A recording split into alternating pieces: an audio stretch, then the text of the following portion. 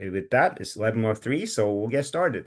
So nice to meet all of you, many of you from your names here. So nice to reconnect.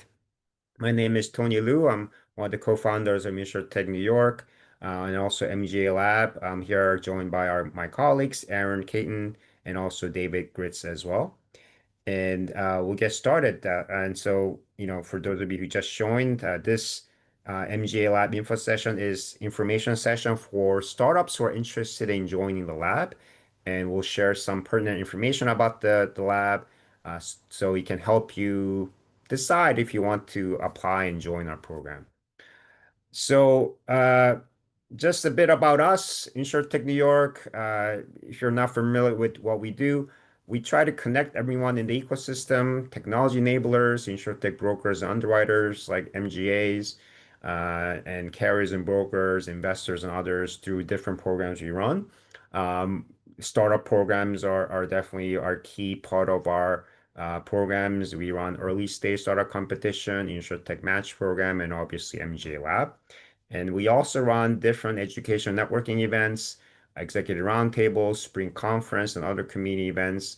And we also have a seed stage InsurTech fund where we invest in some of the startups we see from the different programs and also outside of our community as well.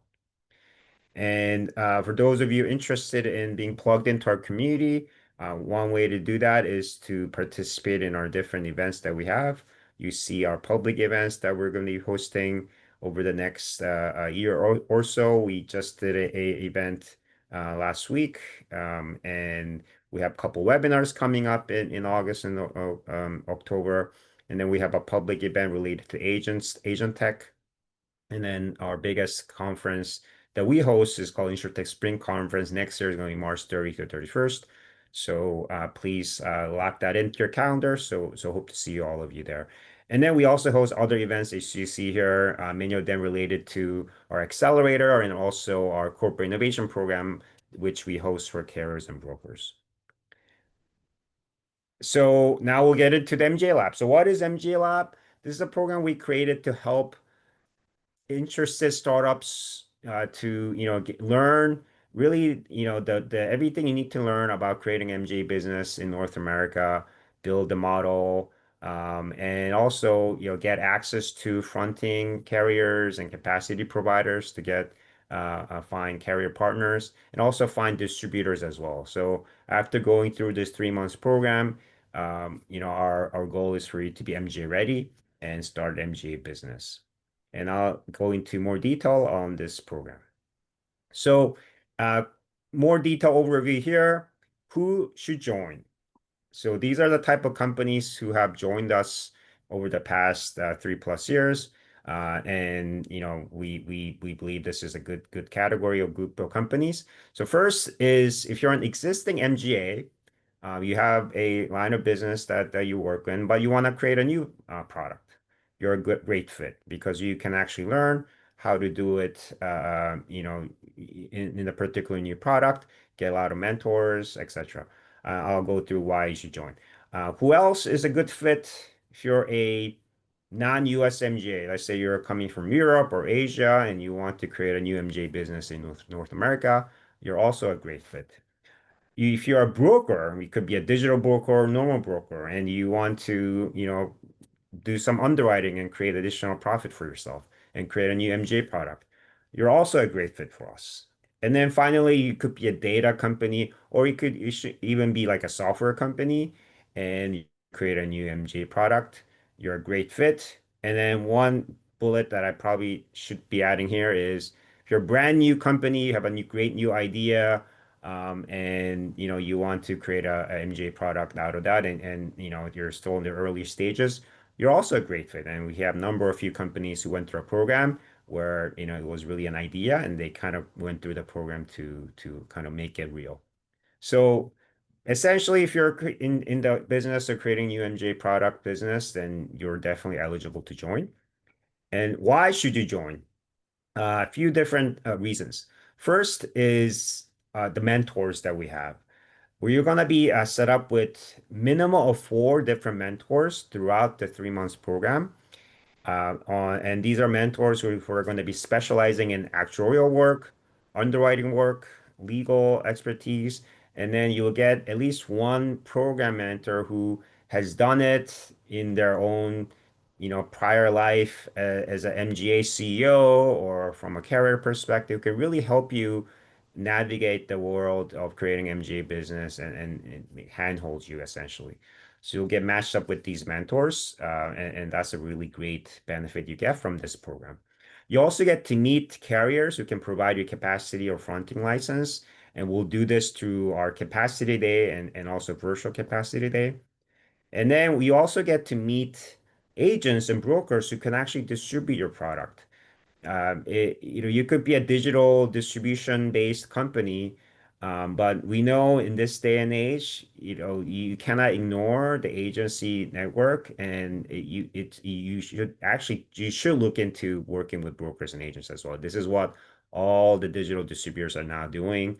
If you look at like Hippo, for example, or even Ethos, a lot of these digital first companies now work a lot with brokers, in fact. And so we want you to meet them and distribute through them. And finally, you get the whole playbook. Learn everything you need to know to create MJ business in North America. Some additional details here. We do ask for equity. We ask for 100K in equity and based on your latest valuation. This is a little bit different from other accelerators where they would have a specific valuation. Let's say it's like 5 million valuation or 3 million valuation, and you have to give them, 2% equity, whatever the case may be. They have a very specific number. Usually it's not high. In other words, you have to give them a lot of equity for very little money.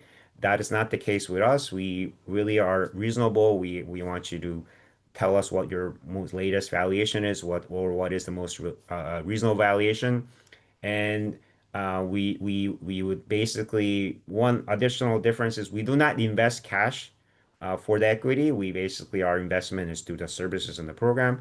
In return, we ask for 100K in equity. The program starts virtually in August and end in November. And there are in-person days in New York during that period. Rest are virtual. And I'll go through the detailed agenda in the next slide. And another benefit, we also run another quote unquote accelerator program that is run in parallel with MJ Lab. And it's called the InsurTech Match. And as part of this, you get access to meet other type of carriers and brokers. You also get access to other type of mentors. Actually, we have like probably like 200 plus mentors. And then also you get to pitch in front of investors if you're raising money as well. And you get all of this automatically if you join the MJ Lab. So it's another great benefit. So I'll kind of deep dive some of these areas in the next over the next few slides. So mentors. As I mentioned, this is a great benefit on why you should join. And so there are four different types of mentors, program mentors. There are type of people leaders who've done it before, and you get to meet them. Um, Typically, we suggest that they meet the startups at least once every 2 weeks, and to provide them kind of guidance. And some program mentors meet more often, and they become integral part of your business even. And then we also connect you to actuarial mentors, legal mentors, and also underwriting mentors. And these are type of advisors that you need to create an MGA business. However, if you're MGA who already you might have your own actuaries or legal attorneys already in the books and you've been working with them, then you don't need to work with them, right? But this is available if you need to work with them. And we'll match them up with you. There's like a matching process to ensure that, both parties are interested in working with each other. Just quick list of past mentors who kind of participated. I won't go through all of them, but all of these people have actually done it before as part of an MGA leadership team or from a carrier perspective, and they just have some sample program mentors. We probably have 30 plus program mentors that are kind of in our backlog that we'll try to match up with all of the cohort members. So next topic is the key events that ultimately lead to distributors and connection to carriers.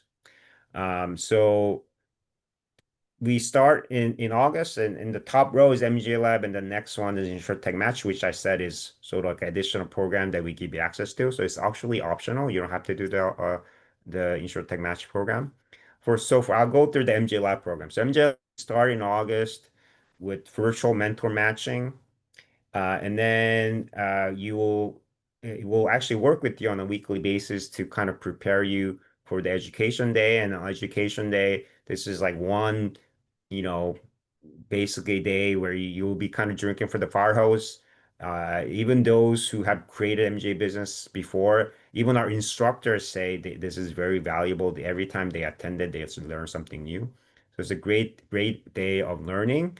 And then basically from September to November, you'll be meeting virtually with mentors and also us as well. We'll be providing you a lot of guidance and really preparing you to pitch in front of distributors and carriers in November. And that's really kind of when the program ends. And that's really what you're trying to do is in this MJ Lab, like in other accelerated programs, really one of the key things you want to do is, obviously gain customers, but also pitch in front of investors, right? That's kind of what you're trying to do. In the MJ Lab, your ultimate goal is to find distributors who can distribute your product and also carriers who can give you capacity.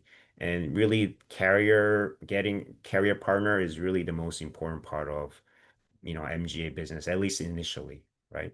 It's not easy to get that, so that's kind of where we try to help.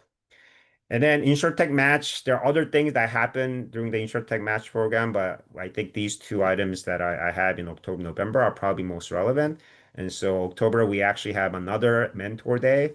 These are, different types of mentors, not necessarily MGA experts, but you are definitely able to connect with them and learn from them and create a connection. We had many virtual mentors become, in some cases, CEOs of the startups or become board members. There's a lot of things can happen. And then in November, if you're in the process of raising money for your business, then you can participate and actually present in front of our investor group. And typically we get 30 plus, sometimes as many as 50 plus investors who have actually invested in InsurTechs before. So it's a great way to connect with them and present your product. So just a few different slides are related to the event. So these are some of the logos of past fronting carriers and capacity providers that participated in Capacity Day. This is just a selection. We have many more who have shown interest. They typically join if there's a match between what they want to provide capacity for and the startups. And so we have many more in the list, but only those who are interested in you will attend. And typically we get anywhere from 20 to 30 carriers attending Capacity Day. And then in addition to that, we do actually have a virtual capacity day, typically with the Lloyd's Group in UK. These are some of the past distributors or basic agents and brokers who have participated. And typically these guys sort of act more as a mentor in some sense because usually the product that you have hasn't been built yet, right? Because like you need to have the carrier give you capacity, and that takes time, and only then can you start distributing. So these are kind of early conversations you're going to be having to get feedback from the brokers to see, what actually will sell. So it's a great kind of value that you can get from them, but also develop their relationship so that when you're ready to distribute, they you know who to go to. And then kind of the final section here is basically our weekly plan. The dates here this is from last year, so it's slightly different, but essentially we have a plan for you for every week on what you need to do to make this program valuable. And we'll be hand-holding you, also nagging you to do a lot of the things you need to do. This is a quite involved program. And so you have to be really, really serious to want to create an MGA business. And if you do, you're going to get a lot out of it and get part and find and meet partners that you need to meet. This is just some couple a few one slide related to our past cohorts. So we started this in 2022 and been running it for past 3 years. And this year will be our fourth year running it. And you have some logos here, and then also just a list of companies from last year. But the key kind of theme I want to share with you is very diverse. We have companies who provide workers' comp insurance to financial insurance to property insurance to life insurance, fertility benefits. It's just it is very very diverse. And we don't really have a limit. If you're interested in creating an insurance product, we're interested to talk to you. And so, that's kind of the main point here. And um, one other thing is you might be curious, like, what is the process for you to actually get accepted? Typically, we get about like 50 plus applications of MGAs who are interested in joining. And once you apply, we internally will review the list. And if it seems like it's a good fit for our program, then we'll ask for additional details and then we'll basically pick you. And it's gonna be a rolling basis. We have basically spot for essentially 12 companies. And if we accept all 12 in this week, then that's done, right? So it makes sense for you guys to apply early.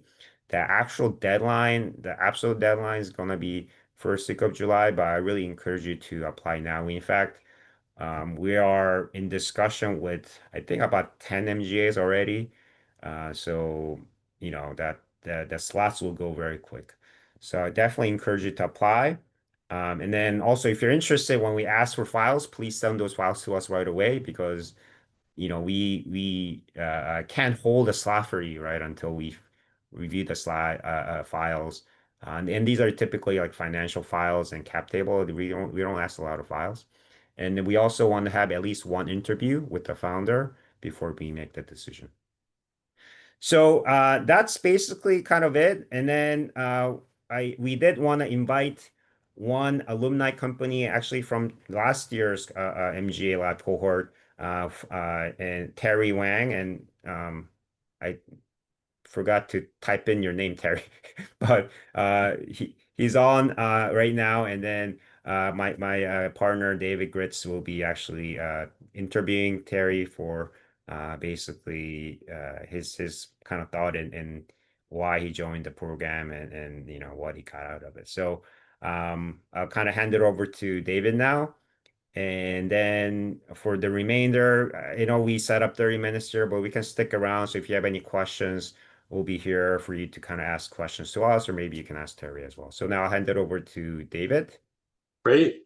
Thanks, Tony. So, we'll probably only spend about, 5 to 7 minutes for our discussion to respect everyone's time. So, I think first thing is probably helpful, Terry. Can you describe what is Release? And I know you originally joined the company as Keys.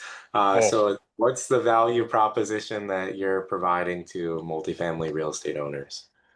please don't remind me about the old name. That was it's a black spot for us, and it probably will be for some time. But super high level, I'm Terry. I'm the founder and CEO of Release. What we do is we enable multifamily landlords to offer flexible lease terms to their tenants. That does a couple things. Not only does it satisfy a consumer need and consumer demand, but it also protects landlords against certain types of early vacancy risks, allow them to access better financing options, and then just overall improve the performance of their assets.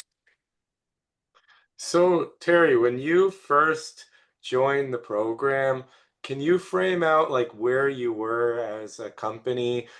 Did you have your technology developed? Did you have any kind of market validation? And then from an insurance standpoint, were you selling any product or you had no product in market? Yeah, so happy to give some context. And we might be a little bit of a unique situation, although weirdly enough, I think there's been a couple companies like us in past MGA lab cohorts as well. When we had started the program around this time, or when we had considered applying for the program this time last year, we had actually gone through a couple iterations of what the business model would look like. Initially, we had a debt-based mezzanine product that kind of worked like a buy now, pay later service to help tenants kind of pay for excess fees. Um, Not going to get into the details, but didn't necessarily work in all the right ways. We had a lot of market demand proven out. We had quite a bit of distribution proven out, but we were very new to kind of what insurance and risk transfer products in general would look like. With the help of some mentors through our existing investor network at the time, we had launched a financial guarantee, kind of cancel for any reason program off of our own balance sheet in March of 2024 before we had joined MGA Lab.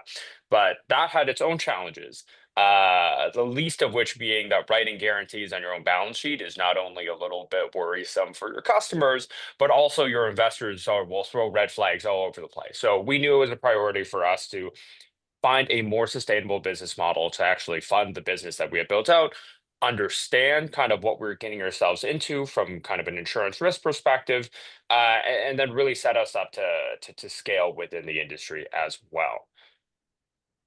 So, one of the items that Tony mentioned during the program is the education day. And it sounds like that during your transformation from being a buy now, pay later or like a pure fintech product to being a InsurTech or, an indemnity product, that there was some learnings in there. What were some of the things that you learned either from your mentors or, education day that helped you feel confident about the next steps in the business model? Yeah, so what didn't we learn? So I think I think the most interesting thing is when we were kicking off the program, and I think a lot of folks in the program thought this way, like I think everybody's focus is on finding capacity and everybody's focus is on, hey, how am I going to get XYZ carrier to front my program or to provide me capacity for this program? Think the reality that at least I found was that the most important part of it was actually talking to the mentors and learning and really filling in some of the gaps. Lucky for us, our existing investor network happened to already have some good strength in InsurTech, so we're able to learn a good bit of the framework before we had even joined the MGA lab. So we had a general idea of how the business model worked. We had a general concept of what we need to do to get there. We had enough to sort of be dangerous to ourselves, but not really to actually get anybody interested.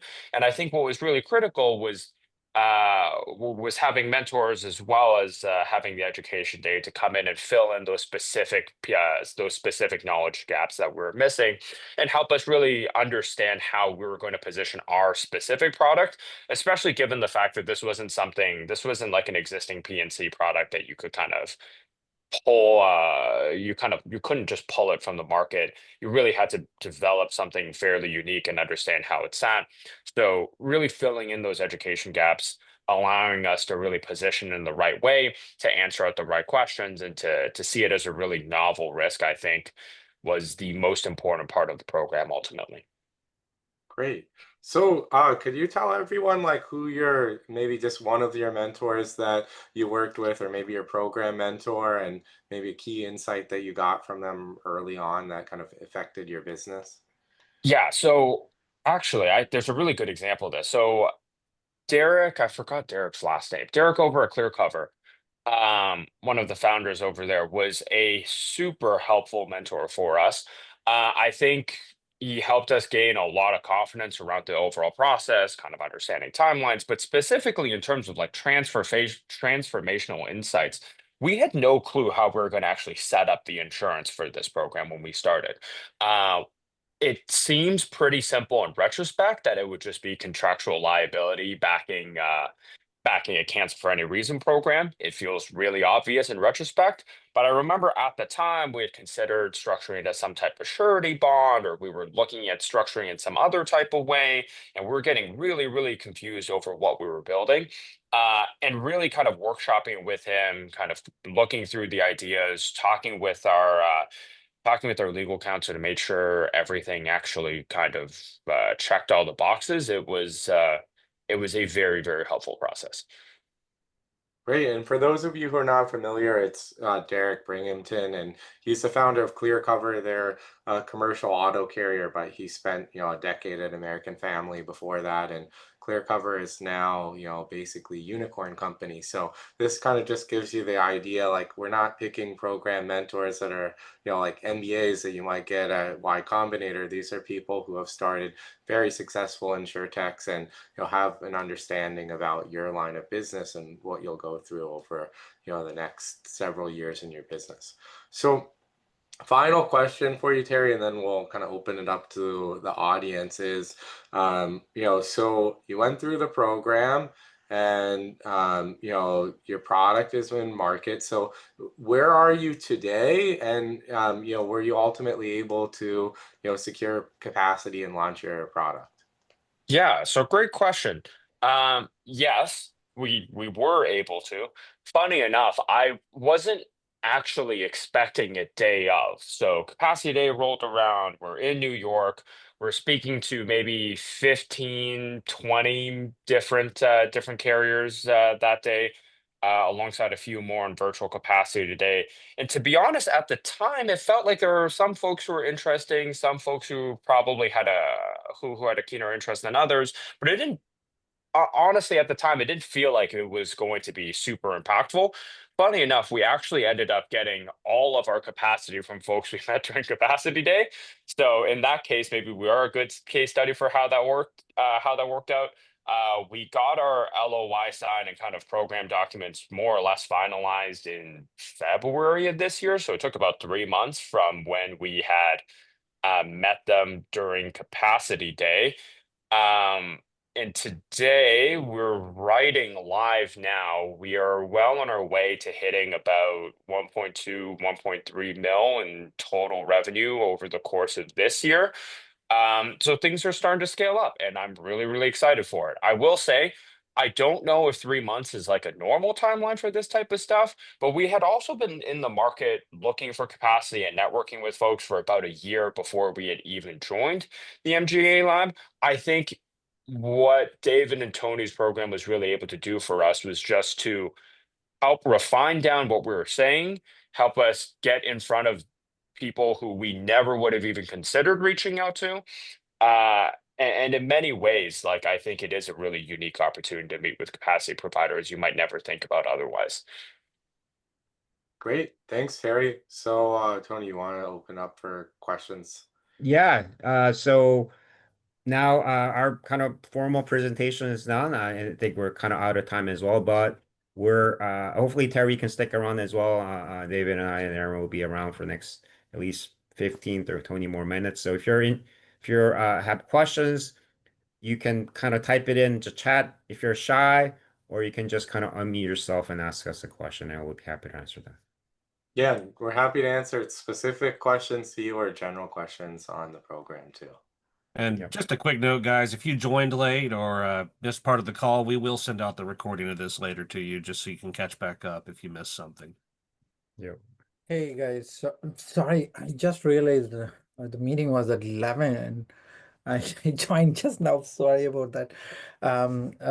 Please definitely share the recording. I would love to talk to you guys as well. I wanted to learn more and I kind of can't believe I missed it. Sorry. No, No no worries. worries. We'll send you the recording. Yeah. There, this is Caitlin with Mendit. Good to see you Hello. all. I had a question about the equity. So you sort of touched on that, Tony, but how does it actually work? Is it a safe note? And then what do you mean by like, is it 100K just on your evaluation, I guess? Is that how you customize it versus some of the standard programs that are like, we're going to give you 250K and it better be, 20% or whatever? What's the mechanics of it, and is it a safe note or convertible note, or how does that actually work in practice? David, you want to answer this? Yeah, sure. So, Caitlin, good question. So if you're a startup that's already raised capital, we'll use whatever your investors determined your valuation was. If you haven't, we probably have the most comprehensive database of valuations of MGAs. So we'll find, three comparables and propose something. And, obviously it's a negotiation, but we're pretty generous, so we'll settle on something that's fair. And then the format is a convertible note. That being said, if it has to be a safe for some reason, we're open to having that discussion as well. Cool, thanks.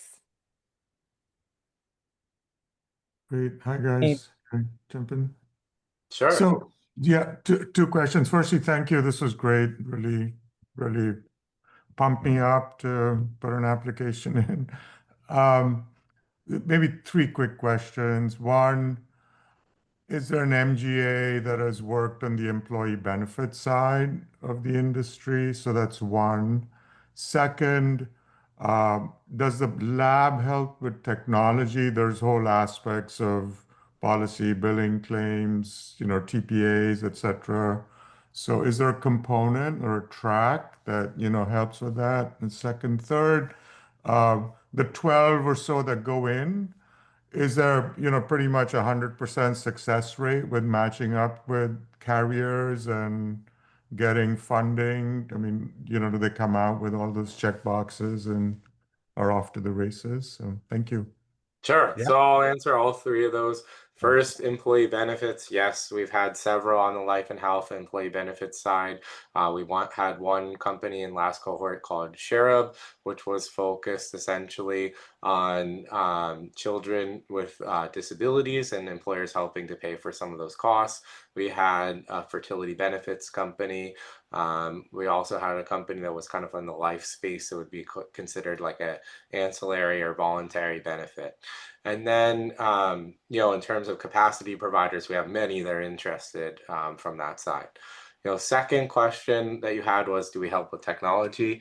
Yes. So as part of Capacity Day, we have an infrastructure component. So we bring in typically between 5 and 8 infrastructure providers. So these would be agency management systems, policy admin systems, submission technologies. We've had several TPAs present, so groups like Reserve or Elysium that are more, AI based or technically forward thinking. And your mentors have all worked with the tech providers and the TPA, so they can help with that. And then last question is around the success rate. So I would say, based off of our data, roughly 50% of the companies have, launched. That being said, many of them that did not launch, they had offers for capacity, but as a strategic decision, they decided not to either take that capacity offer or to go and become an MGA. They decided to stay a technology company or a digital distributor like a broker. Okay, great. Thank you so much. That was very helpful. Thanks. Great. Any other questions? Yeah, I have a quick question. Can you guys hear me? Yes. Okay. So there's another. I noticed that there's a data component of determining if we could be an MGA. I guess I'm trying to. Could you provide a little bit of clarity as to at what point would you, or what kind of data attributes are you looking for to see if we could be a fit for to be an MGA, or exactly what does that mean? And if so, would that be the same entity, or would it be a completely separate entity? I think like if you're thinking from, by the way, we know Yandy, so Yandy has a software business, and we also often do see some software-based companies wanting to create like a new MGA business and then ultimately join the program, or even if they don't, they'll end up creating MGA. And that this happens frequently. And so you're asking whether you may want to do this. This is ultimately up to you. I mean, there's no like rule that says you should create an MGA business or not. But typically, two things that could be helpful is one of them is if you have specific type of data that is like not readily available in the market and you have a very unique data set. Like for example, like easy one is, if you have like a property data that nobody else has, could maybe have like satellite data, whatever, right? And it's very unique and you're able to underwrite and be a better underwriter, then maybe you should think about creating a new MGA business, right? So that's one example. Or in some cases, you're a software vendor and you have relationships with a lot of different types of customers. and your customers are could be buyers of a specific type of insurance product, then that's also a great way to kind of leverage your capability. But it's typically you need to have some kind of unique data or distribution for you to probably where it makes sense for you to create an MGA business. Okay. Hopefully And typically, have you guys seen that it's structured as the same entity as a software entity, or is it typically just a spin-off into a separate entity? I mean, I think ultimately they will be kind of a separate business, but it could fall under the same umbrella of a parent company. So yeah, Thank you. sure.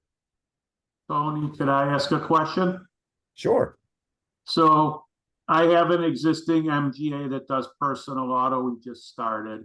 And the purpose of this call was to see, we want to enter another line or complementary line to it. So because we have all the pieces that you said already, the paper, capacity, all the components, we're looking to do in certain states what I would call a non-admitted homeowners program to complement our auto program. And probably would, what I'm hearing is it's a lot, it would be like Lloyd's of London that we would need to go to. My question is similar to this gentleman a little bit too, because we have a setup MGA, would we create another entity that would be like a sidecar just for that with the property, give you an interest in that and have a holding company above? Can you give me some thoughts on that? Yeah, I think maybe David, you have some thoughts on this, but this type of actually question will be something the program mentors and something you can kind of learn because there probably isn't one way to do this, probably multiple different ways. And so you'll be able to kind of learn that through the program if this is the type of problem that you want to solve. Yeah. Okay, thank you.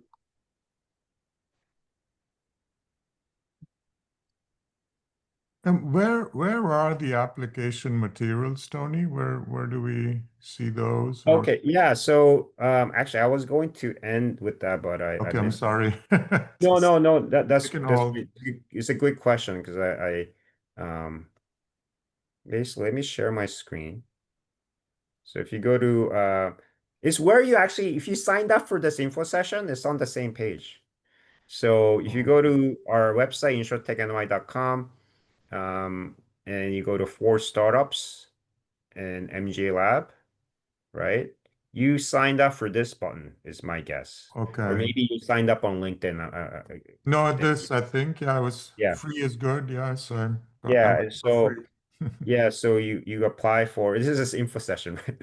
But you apply for 2025, and then once you click on it, then you'll get into this form and you can fill it out. And it should take you 15 to 30 minutes. Okay. And it's just basic. A lot of them are like just button questions you can just answer by clicking a button. Yeah. And then you attach the deck and submit it. So it's on the website. Awesome. Okay, great. Thank you. Yeah. Yeah. And idea stage, I know you said this, idea stage, early stage, pre-revenue is all good, right? It's all good. Yes. Okay. Definitely. Okay, thanks. Sure. Tony, we've got an additional question here in the chat. What will the mentors be looking for in terms of financial benefits? Is it included as part of the equity given up in the program? Or are there additional arrangements? Sure. So a good question. So as part of the program, during the program, it's all kind of pro bono. It's included in the program. Actually, there's a slide here that I kind of addressed, but I didn't go through in detail. So I can kind of share that.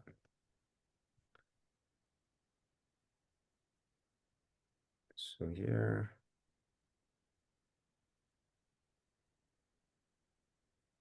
So program mentors, typically you'll be meeting them, once a week, once every 2 weeks, right?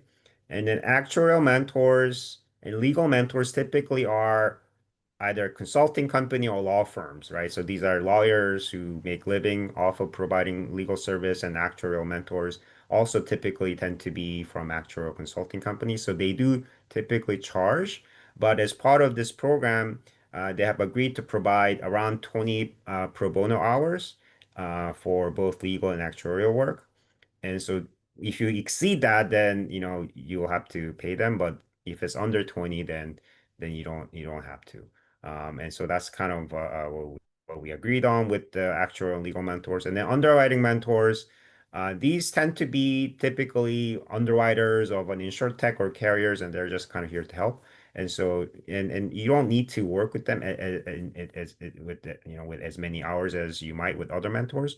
So typically, we ask them to provide 5 to 10 pro bono hours. But this is kind of our what we ask them minimally. If they want to provide additional pro bono hours, it's totally up to them and up to you guys to figure that out. And they often do. But beyond these title hours and beyond November 10th, if they want to work with you and they want to charge you, then you do have to pay them.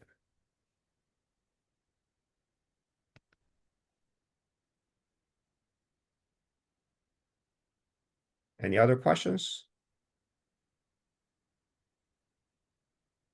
All right, some questions on the chat. How friendly is this for pre-seed startup companies? Definitely friendly. Having said that, I would probably say about 50% of the companies tend to have some revenue and some kind of product already, and then maybe about 50% are kind of in the early stage, and then off that, maybe 25% or less are like brand new idea. So we do have to tend to have a diverse set of companies in terms of revenue and investment. Financial benefit, I think I just answered that. Application is there. Okay. Any other questions? If not, hopefully all of you apply. We really look forward to reviewing your application. We typically, get back to you within 2 weeks, typically. And next step for us, if there's a good fit, is for us to ask you for financial documents and cap table, and then we'll also set up an interview, and then we should be able to make a decision fairly quickly.